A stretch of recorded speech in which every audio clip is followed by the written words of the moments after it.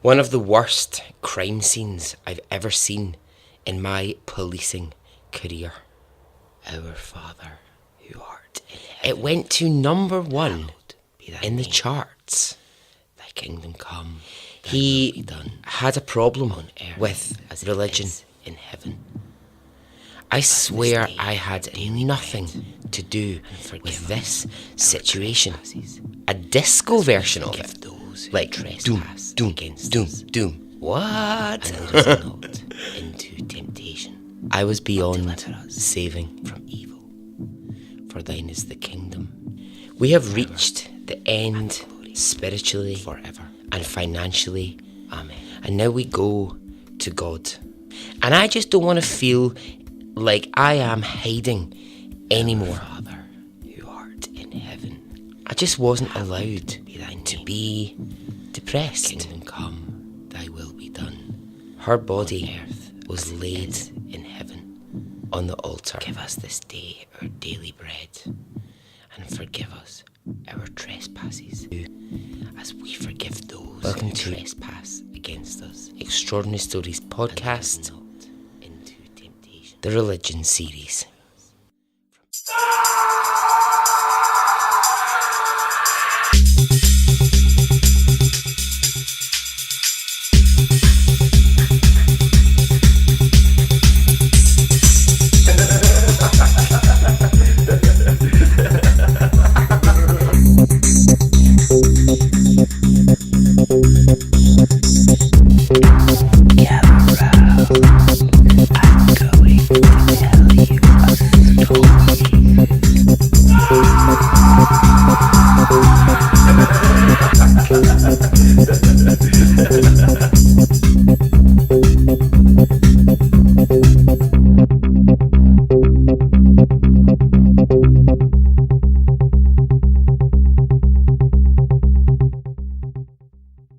Hey, how are you? Are you well? Are you good? I am. Okay, we're at number 4 in the religion series. So we'll get to the story in just a minute.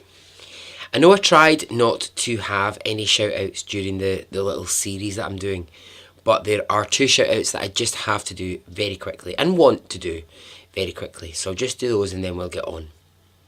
Okay, so first shout out goes to Patrick Mason. Hey Patrick, I'm saying hello, I'm saying stay strong, and I'm saying remember that Tamar Clemson still cares for you greatly. And I hope that you two are okay. And secondly, Anastasia Silic. Hope I said that surname correctly. Well, Anastasia, what a lady. I mean, your enjoyment of the show is brilliant. Thank you so much. And thank you for being so vocal about it. Okay, that's those 2 shout-outs. Alright, on with story 4. This one is, what am I trying to say? It's a little less tragedy than some of the others. So in terms of an extraordinary human story, this is really one of the best. Are you ready? Okay, let's go.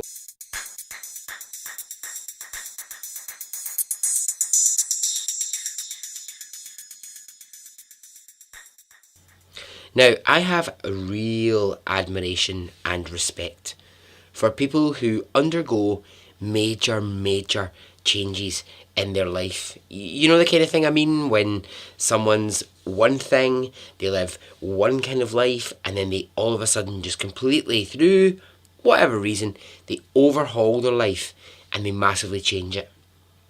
The one I'm thinking of is, do you remember the story I told about the woman who was the high-powered London banker and then became a Buddhist monk later in life? Well, I'm going to tell you the story of one absolutely fabulous lady. Born in 1926, the roaring 20s, in Los Angeles, Mary Clark grew up in Beverly Hills. So she was one of 3 children, born to mother Kathleen and to father Joseph. So her dad, Joseph, he was big in the world of office supplies. I mean, it doesn't sound sexy, right? Office supplies, maybe the least sexy thing that you could get, but it made him a small fortune. The family were really wealthy. They owned 2 homes in Los Angeles, the second of which overlooked the ocean. So, pretty wealthy. So Mary, the daughter in the family, she grew up knowing what it was like to have money, not to need for much. Their neighbours, right, get this, their neighbours at one point were the Barrymores, as in Drew Barrymore's family. Man, I would love to have grown up next to Drew Barrymore. We would so be best friends. Well, actually, maybe not, now I think about it. Did she not have a drug addiction and all that at like age 12 years old? Yeah, maybe not. Anyway, that aside. Mary was always reminded by her father that just because they had money, it didn't mean that other people did. And that you had to be respectful to other people who had less than you in life. And Mary really took those values on from her dad, and she really believed that. She wasn't one of these. Yes, she was aware that she had grown up in exceptionally wealthy circumstances. But she never ran around acting as if, look at me, I'm so rich and all you poor people can just go and suck it. Do you know what I mean? She was like respectful of the poor. Now at 18 years old, she was a socialite, essentially is what she was. She was going out to like swanky parties. She was dating really desirable men. I mean, she's hanging around with other socialites, some famous people. And at 18, if I've done my maths correctly, that would be about 1944, I think. So it's 1944, and here she is. She's 18 years old, and she's out in the world. And so she meets a man, she falls in love, and they get married. He's also only 18. So they're young, they're only 18. They have this big, lavish wedding, and she falls pregnant. In fact, they have 2 kids together after they're married. But it's not long after the second child that they start to drift apart. And pretty quickly, before she's 20 years old, Mary is divorced. So this is, her 20s, her very early 20s, and she's got a couple of kids to look after, and she's still living a financially very comfortable life. At age 25, she meets a man called Karl Brenner. Not the Karl Brenner, the German painter, not him. He was born in the 1800s, so that would have been impossible. But a man called Karl Brenner. And she gets married for the second time. And more children are on the way for Mary. She has 5 children in her second marriage. So, in total, she ends up with 7 kids. Wow, that's a lot of kids. So when the kids start to get a little bit older, and they're old enough to kind of be independent,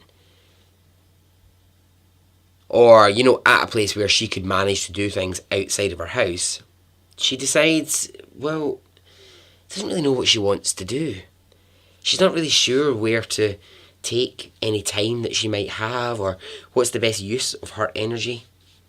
So she decides that what she wants to do is volunteer in some of Southern California's poorest areas, where she would go to shelters and she would volunteer.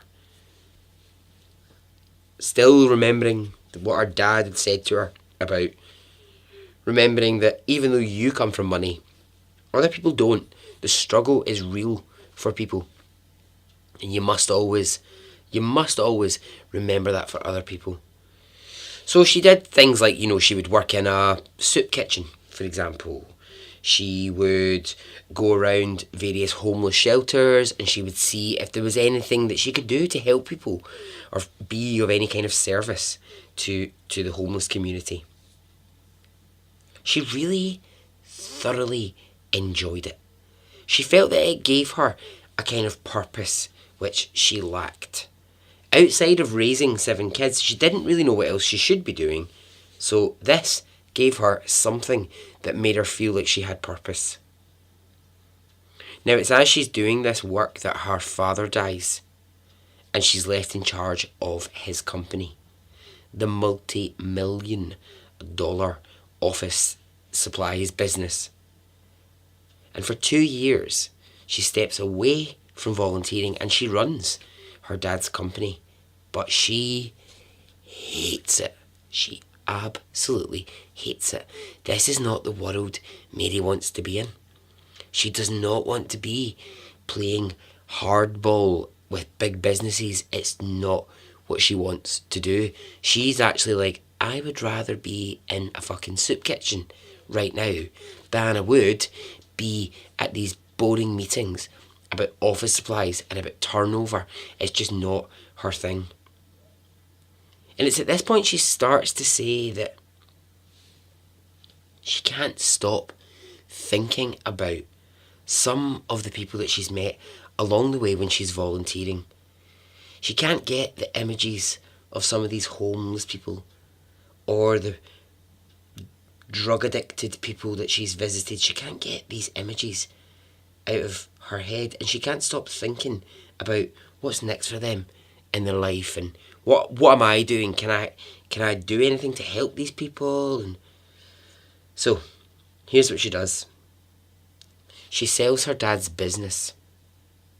She isn't interested. She doesn't want it. I mean, pretty ballsy. Pretty ballsy. That business has been in the family for years. And she just goes, no, I don't want it. Get rid of it. Sell it. I'm going back to volunteering. So it's when she goes back to volunteering that she meets a Los Angeles priest along the way. And he's called Anthony Brewers. Brewers? I hope that's how you say it. Brewers. And together they work in various shelters and they go to communities in need of help. So they make quite a nice little team. So Mary and Anthony, they go out, they do stuff together. Quite often he takes his voluntary and charity work to Mexico, where he can help with people living on the streets and he can help support the communities who need it. Now, what is all of this doing for Mary? Well, it's awakening something in Mary the socialite. She was growing so tired of that expensive life and the bars and everything that came with being a rich lady. The kids had all but grown up. The youngest was 14 and she's sick of that life and she decides she wants a change. So she did the 2 following things. Firstly, she divorced her husband and she handed custody of her 14-year-old son over to that husband.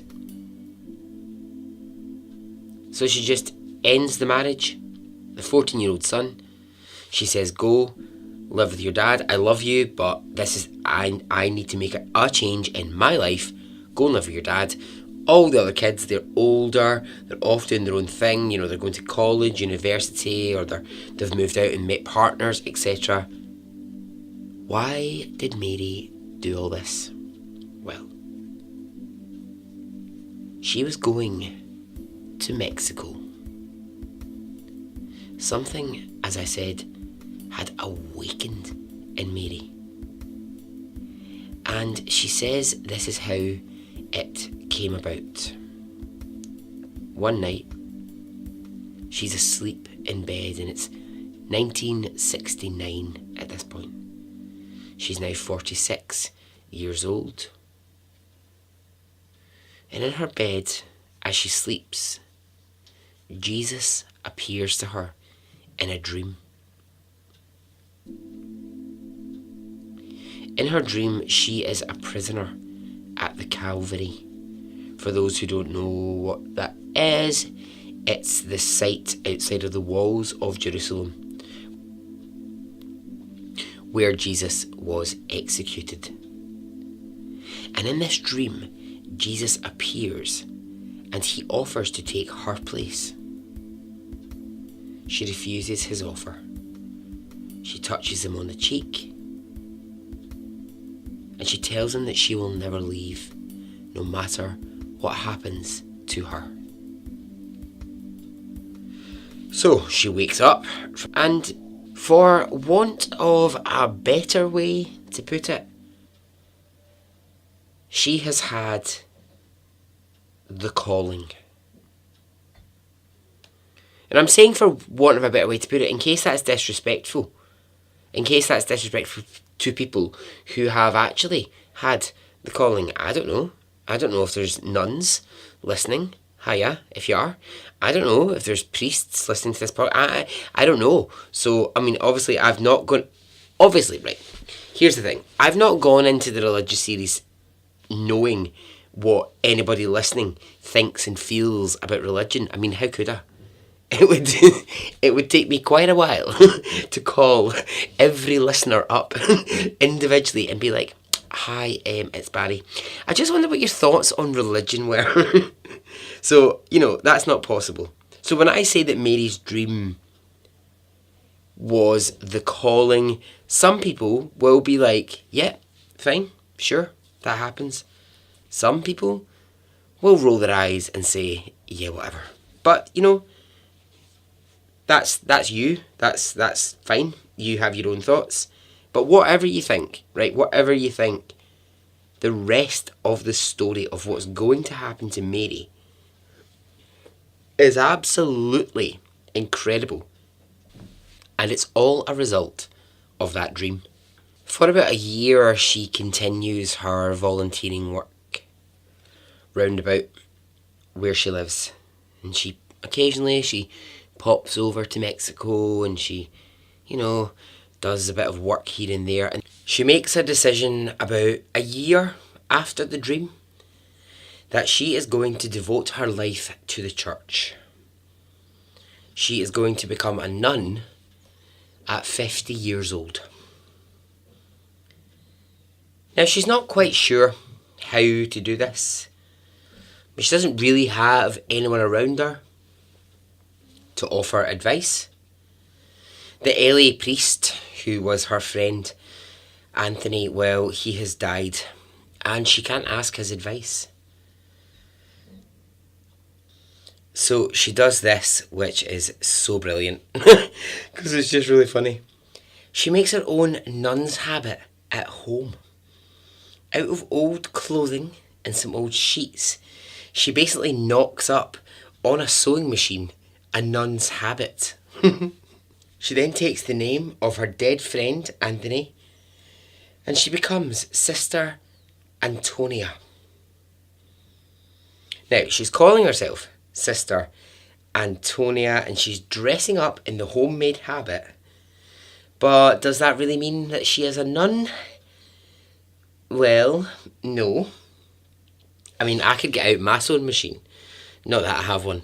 But I could get out a sewing machine, knock up an outfit, start walking about Glasgow and calling myself Brother Barry. But, well, I'm not about to. So, I mean, it's all well and good that she's decided she wants to dedicate her life as a sister and help the needy and the poor, but there has to be some sort of a church blessing. Otherwise, what's to stop anybody just dressing up in the outfit and calling themselves that? So she goes in search of that blessing. She's well aware of that, so she goes in search of it. But the doors are closed to her. The church is not really willing to accept her as a sister. And there's no convent that will take her in. And it's pretty bad for her.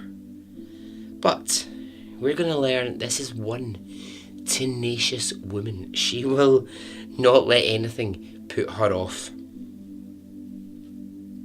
So she goes to Mexico. She goes to Mexico and she only has the following things with her. She has a tiny little amount of cash. She has a Bible and she has a Spanish dictionary. When she gets there, she takes to volunteering with lots of local charities, and she calls herself Sister Antonia.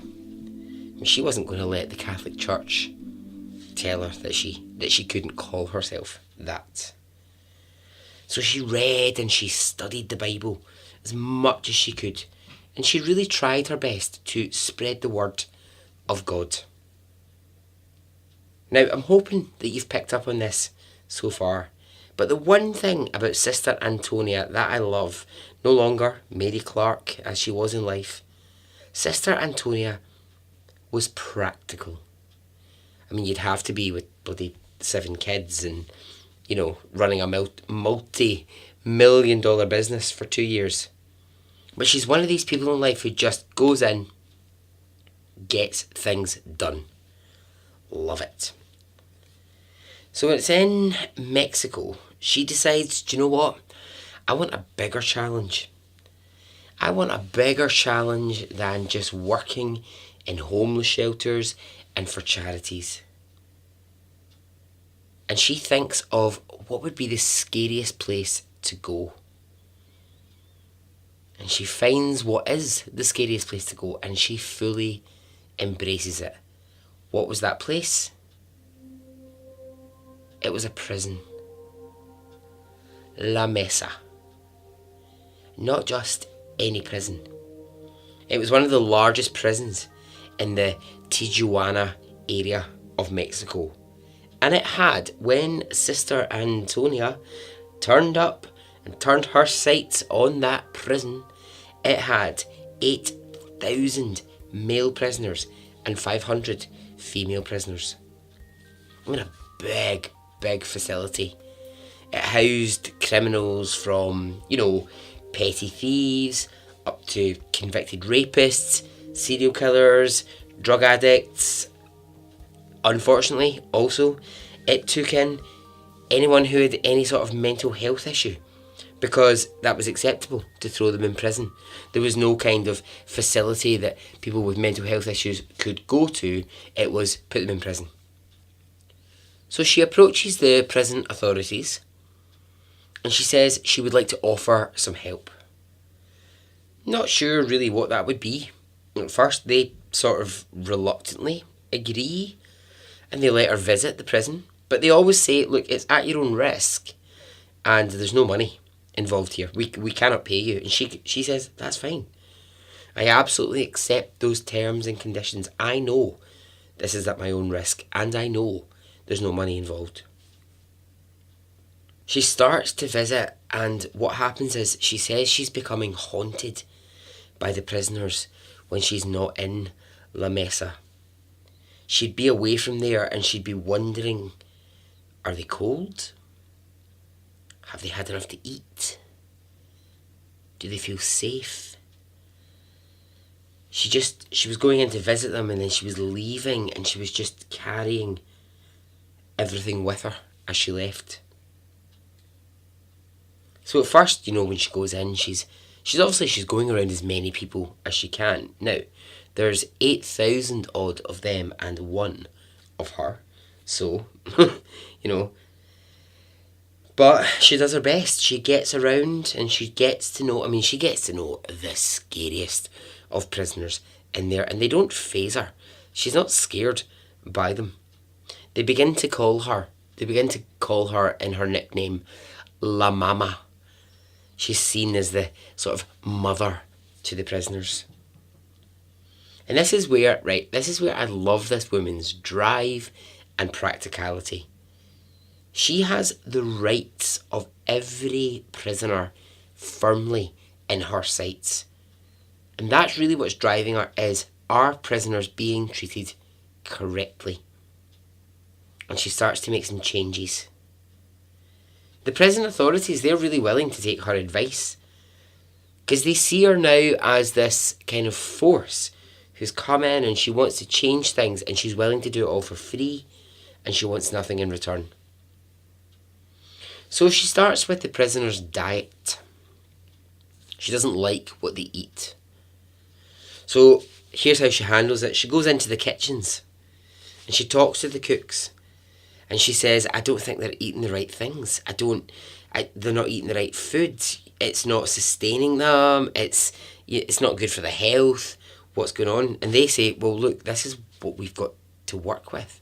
We've only got a certain amount of ingredients. And she says, yeah, sure, that's absolutely fair enough, but I think we can make healthier meals out of what you actually have with your ingredients. So she changes the diet. Painkillers. She gets aspirin approved. Now previously there had been no painkillers allowed to be administered to prisons. But she goes to the prison authorities and she says, look, we've got women in here who are addicted to crack. They've recently given birth. They're in here for a crime that they've committed and they are in pain. These women, please, can we bring aspirin into this prison? And it happens. She goes around the cells every day and she meets with different inmates and she prays and she reads to them from the Bible. She starts holding like Bible study classes in the prison. And this is to people who were never offered that before. She's offering it to them. She starts, I like this, she starts going round. Now they're tiny little cells, they're like 10 foot by 10 foot. And she starts going around and encouraging the prisoners to keep them a bit more tidy. Now they're just like, this is my squalor, this is the thing I'm living in. But she's in there going, well, yeah, I think if you could just keep it a bit tidier, it'll actually be better for your mental health. If a fight were to break out in the prison, Sister Antonia intervenes and she will sit down with the man and the other man who are fighting, or the woman and the other woman who are fighting, and she'll say, okay, let's resolve this. Let's not use violence. We can talk this through. I'm here to mediate. I'm here to help. So for about 8-9 months, this is her role. But she's still battling that thing of, she's coming in and then she has to leave the prisoners and she can't stop thinking about them. So she now makes a really bold decision. One which I guess people will think is odd. She decides she wants to live in the prison. She takes a cell in the women's quarters. And now she lives in La Mesa. Why do this? Well, she says this. I just hated to be away from them. They need for me to be here if they're in pain at 3 a.m. And it's too much to bear thinking about if I'm somewhere else. I need to be here if someone is stabbed, if someone is attacked, or if someone's appendix burst. I just need to be here. So the deal was this, right? Yeah, she lived in the prison cell, but she could leave the prison freely. And this was something that she really had to do because she is about to take it up a level. So she's making, right, all these great changes in the prison, okay? She calls the male prisoners my sons. And they're all doing better with just the little changes that she's making, the little things that she's got her eye on. But she wants something bigger. Remember, if you will, when her father died and left her that multi-million-pound business behind, there was a reason that he left it to her. Not through, he owed it to her because she was his daughter. He left it to her because actually she is a great businesswoman. And he recognised in his daughter that she was a driven, driven woman with big ideas. And although she sold that business and said that life's not for me, in the situation she's in, she's now going to apply her drive, and she's going to apply it really well. So she needs to be able to leave the prison because she's extending the work that she's doing in there to the families outside of the prison. So she would go and she would visit. So say there was a certain particular prisoner who she had gotten to know through prayer or through whatever. So say it was like, some 21-year-old young Mexican man who was in there who had murdered someone. What she would do is she would find out where his family lived from this man, and she would then go and visit the family, and she would offer them the support. And she would try to sort of be the person between. Now that's a fuckload of prisoners for her to be doing that with, but relentlessly she built relationships with their families outside of the prison. It's quite sad, but there's times when in her writings she describes the nights that she would sit with mothers in their homes who would be weeping and wailing for their young sons who were in prison for shooting someone. Something that these mothers never thought their son would ever end up in a gang or ever end up in violence. And Sister Antonia, she would sit with them, and she would promise these mothers and these fathers that she would look after their sons in prison. So she would say to them, you don't need to think that they're in a prison cell and that no one cares, because I care. So I will, go back to them and I will care for your son, your daughter, whatever they're in. I mean, it's pretty fucking incredible weight to take upon yourself. It's really, really big weight. So as part of the bigger plan, she starts to get political. She addresses the fact that the prisoners are living in what she considers inhumane conditions, and they're treated like animals. No care is given. And in lots of ways she's right. Lots of them are just sleeping on floors. The sanitary systems are awful in these prisons, and she wants to challenge these things. She wants to address them. I must tell you this fact because I do actually love this. When she entered the prison, she was only wearing her homemade habit, the one that she'd knocked up on her sewing machine, and she's still wearing it. But what she didn't have a cross. So, after her being there for a couple of months, the prisoners, they get together, a small group of them, and they gather together bits of wire, bits of wood, little bits of metal, and they make her a cross to wear. And she wears that with so much pride, because they made it for her. Because these prisoners actually took their time, they found the bits, and they put it all together, and she wears that with pride.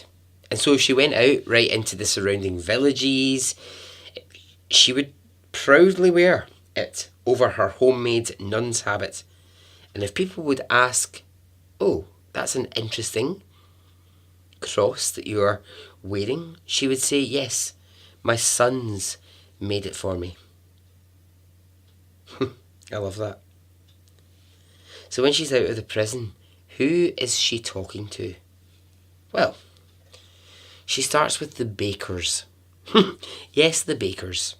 She goes to the local bakeries and she says to them, right, look, you must have lots of food at the end of a day that you're just throwing in the bin. And they say, yeah, we are. And she says, tell you what, send it to the prison. And this is radical. This is a brand new idea. I mean, I know we're in 2019 and lots of places give away their stuff, but these Mexican bakers are like, huh? Sending it to prisons? Never even thought of it. No, here she is. She's so persuasive. They agree. They're like, okay. And then all these other local businesses, they start to join in. The grocers, the whatever. They're like, Okay, yeah, fine. Well, what we'll do is anything that's going in the bin, we'll send it to the prison. And now all these food drops start coming in to La Mesa, which prisoners never had before. And the authorities they're really up for this because they're like, actually, yeah, our prisoners should be getting other things that are going in the bin. So let's give it to them. That's just the start for her. She turns her attention to doctors and dentists. So she goes to local doctors and dentists and she says, look, prisoners need to see health practitioners. They need help. But the doctors are like, well, but they're in prison. And she goes, yeah, but here, think about this. What you could do is you could set up some free clinics in the prison. The prisoners, they could come, they could visit you once, twice a week, and I'll organise, she says, I will organise who's coming to see you. I'll work out in the prison who needs help with something medical, who needs something dental done.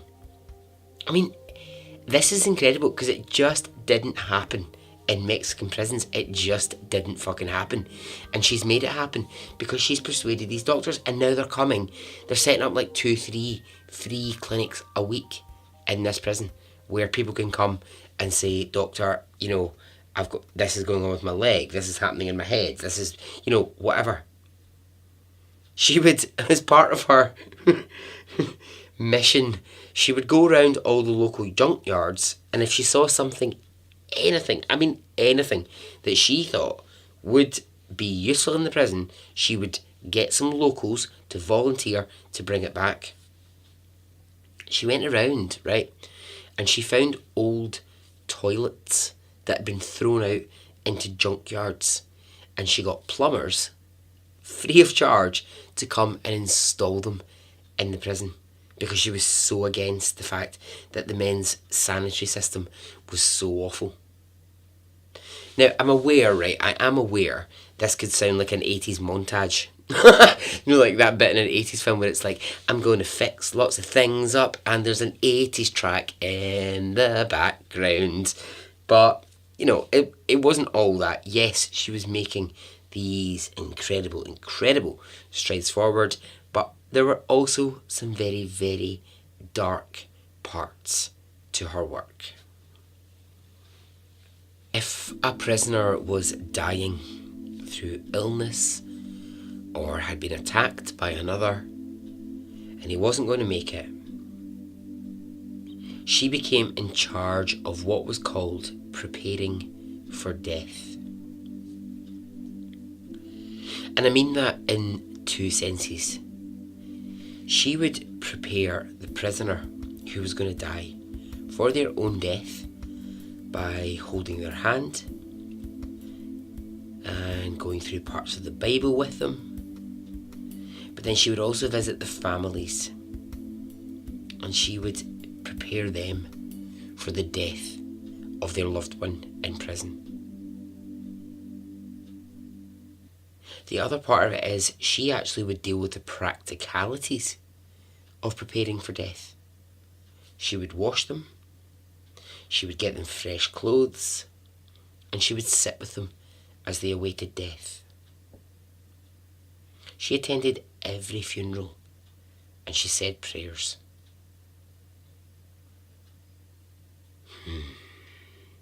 So after a couple of years, the Bishop of Tijuana becomes aware of her work and asks to meet her.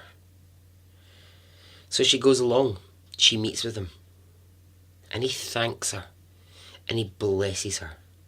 So years and years after being told that she isn't a real sister, she's now officially made one by the bishop. I think that's great for her. I think it's so brilliant that she was officially recognised by the bishop as someone doing something incredible. So now she turns her attention, as if she's not got enough on her plate, to the Mexican legal system. Now I told you, She's pretty fierce. She's not to be messed with. Here's what she does. She gathers up some other volunteers, some other helpers at local churches.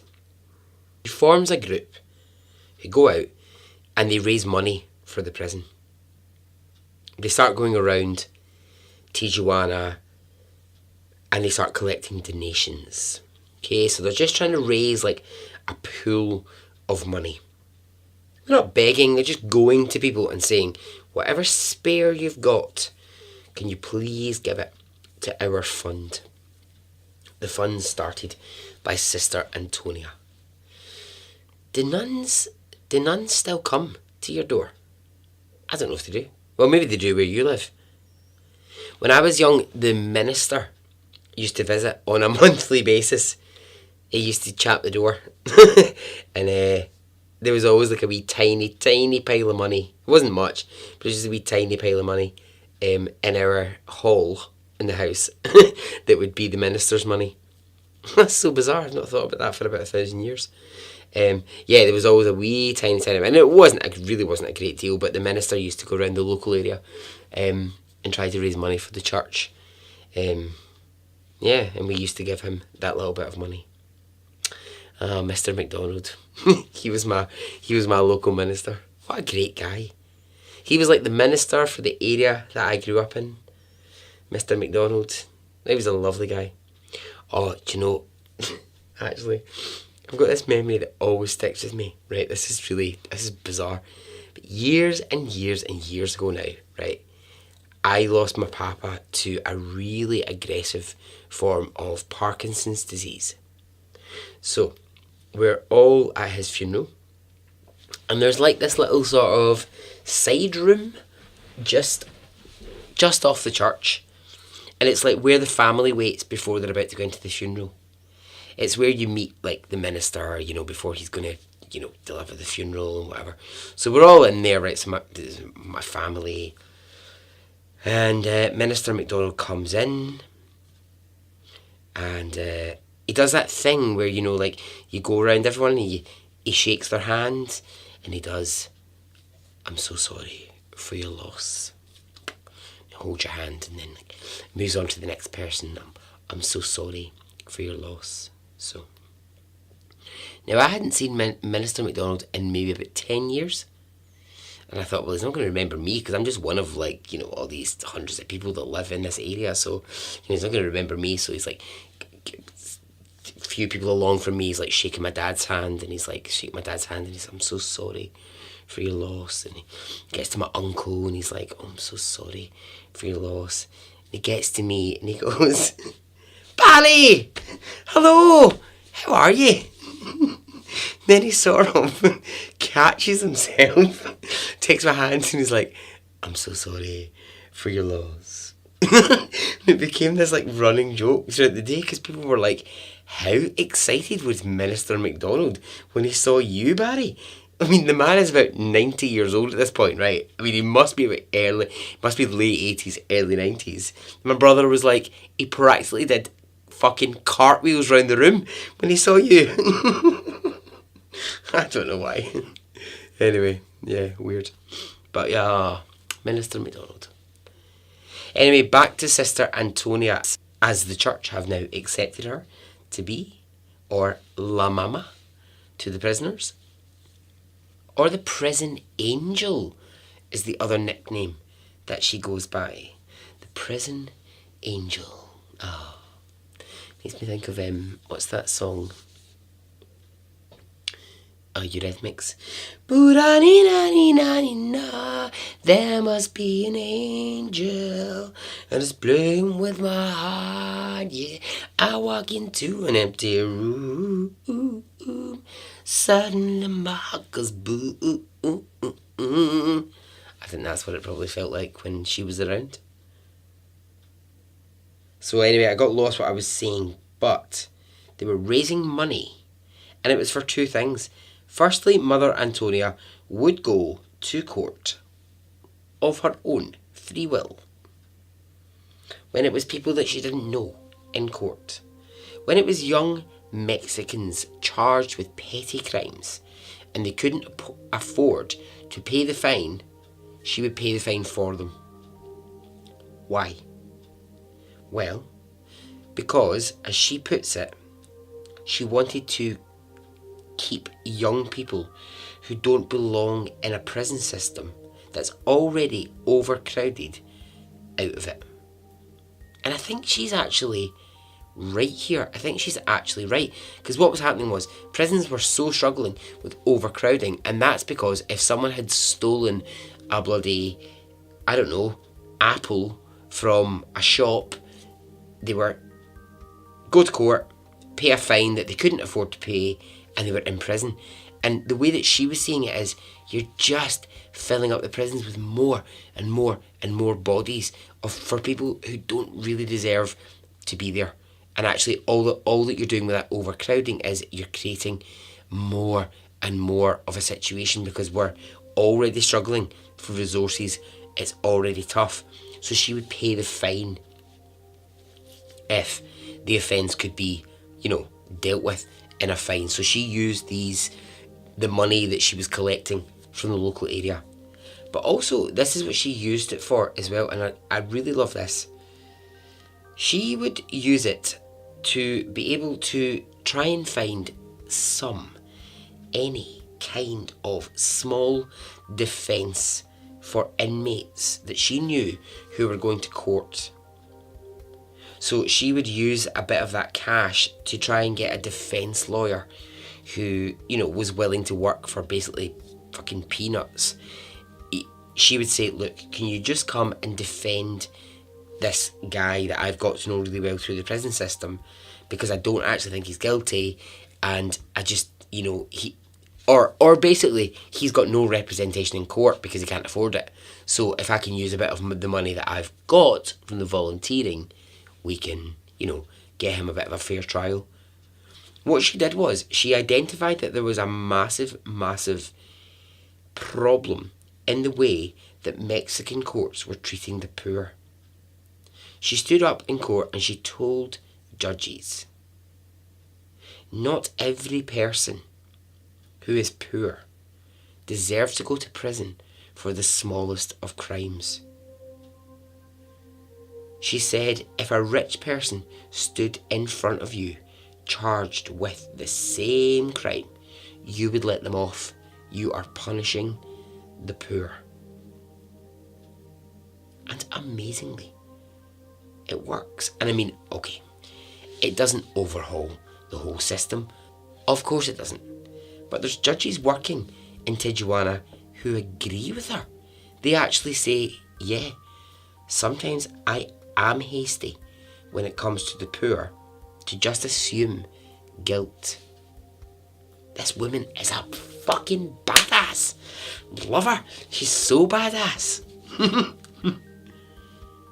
The next thing she does is brilliant. She keeps her volunteers out there raising money, and she buys an unoccupied house near the prison. She gets local volunteers to fix it up. It's not anything fantastic. It's not any amazing house. She's bought it for basically nothing out of the out of the money that's being collected. But people come along and they offer up old beds that they've got, or they offer to paint a wall or do whatever. And this house is a place for the wives, the girlfriends, the mothers of the men who are in prison to stay for a while their loved one is in prison. Because what she's realising is a lot of these men actually are in prison, and what they need is they need to know that their wife, mother, girlfriend, grandmother, aunt wants to see them. But the way the prison sits within the sort of landscape, it's quite hard to get to, and you need money to get to it. So Sister Antonia goes, right, I'm going to cut that problem out. What I'm going to do is, I'm going to buy this property, I'm going to do it up, and then women can come and stay here when their husband is in prison, and it means that they can visit 7 days a week.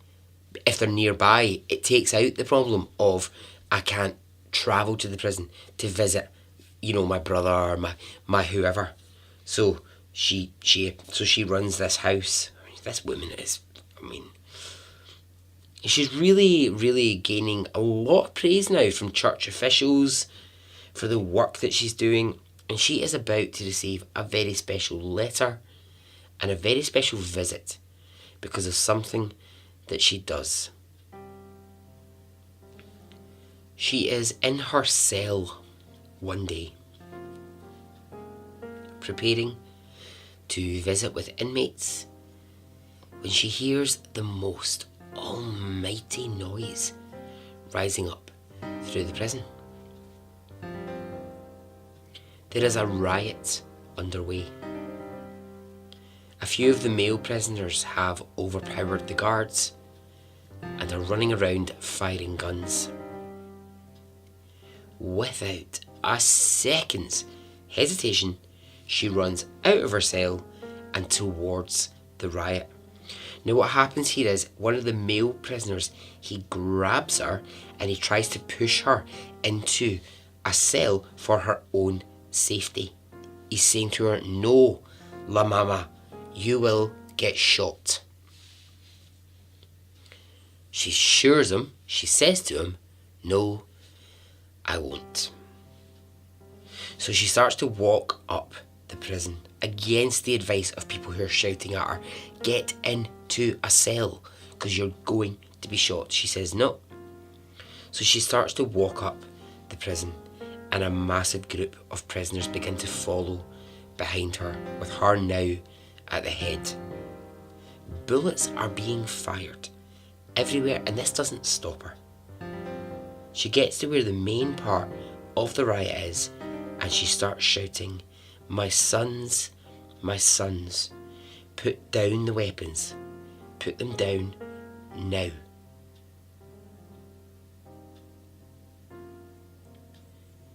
And they do.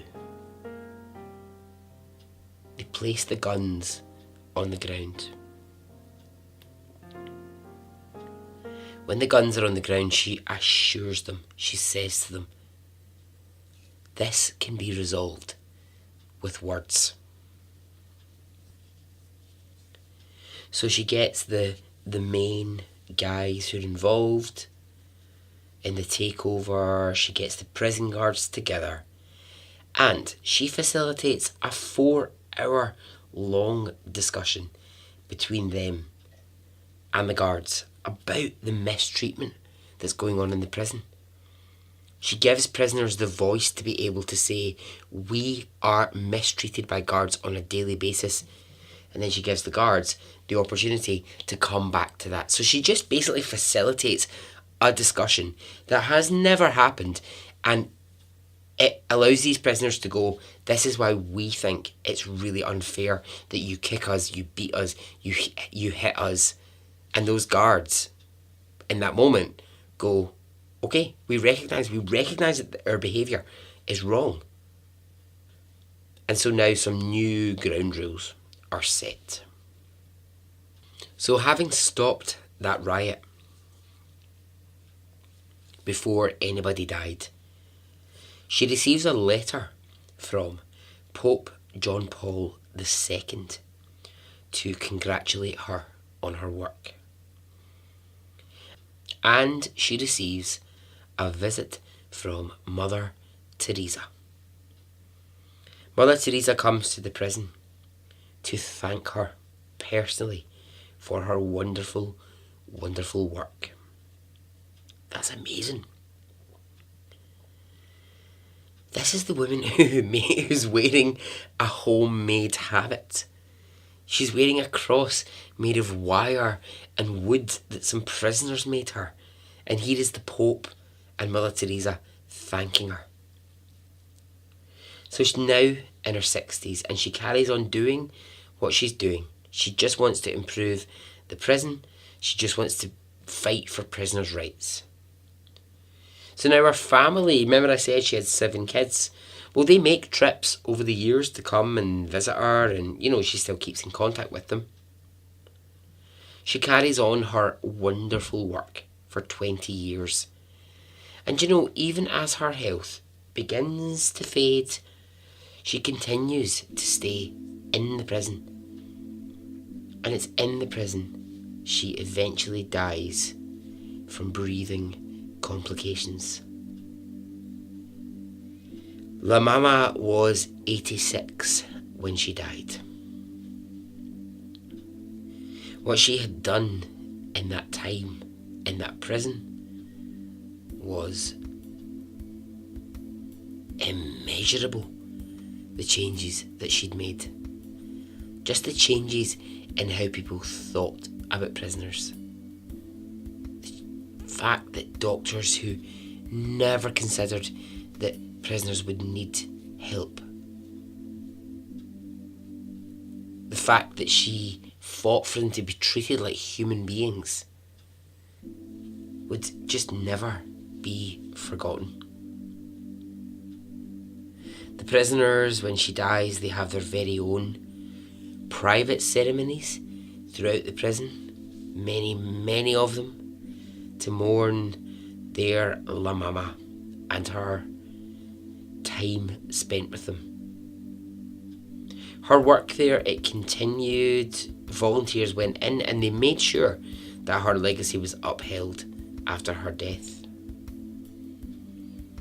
The cross that she wore, made of wire and wood, made by the prisoners, that she wore so proudly for years, was brought back to the prison after her death, and it hangs in the prison in a pride place next to a picture of her. An ex-prisoner who knew La Mama commented this: "Her cross still hangs so that we could all remember her words and the things that she changed. And it would be a brave man who dared to touch that cross. They would lose their fingers if they touched her cross." And so ends the story.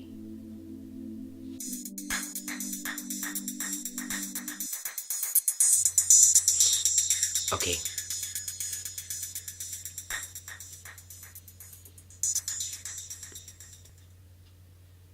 Okay, well, I hope you enjoyed that. Yeah, what a woman.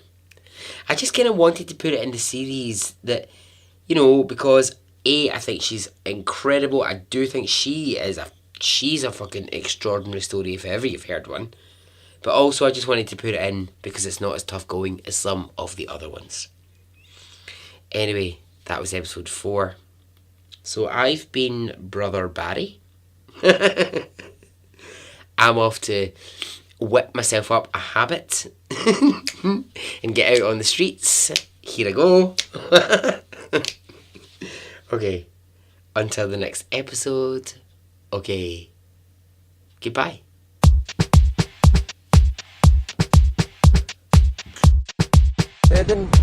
It didn't affect me really one way or the other.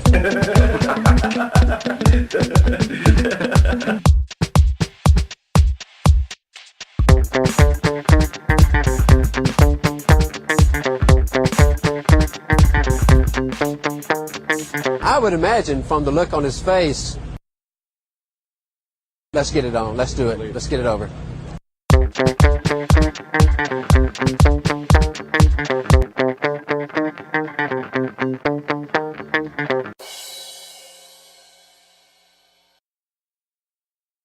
Let's get it on, let's do it, let's get it over.